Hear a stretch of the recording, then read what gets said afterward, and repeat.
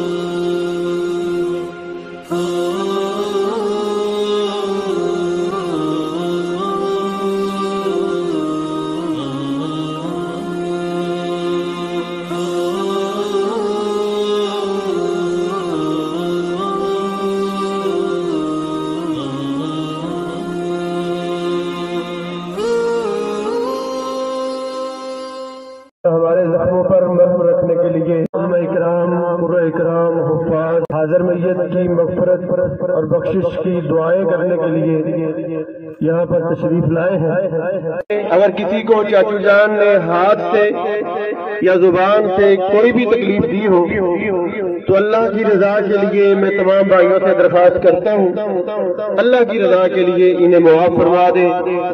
कारी अब्दुल लतीफ तकरीबन कुछ 14 साल इन्होंने जेल पढ़ाया। जदों भरा दुनिया तो को टुर जाए, भरावां दीयां बाहां टुट जांदियां ने। जिस घर दे विचों मैयत टुरदी है फिर घर दा सरबरा, मैं समझना कि क़यामत दा ना ही है। بالحب اجتمعنا وربنا يحييكم، بالحب اجتمعنا وربنا يحييكم، بالحب اجتمعنا.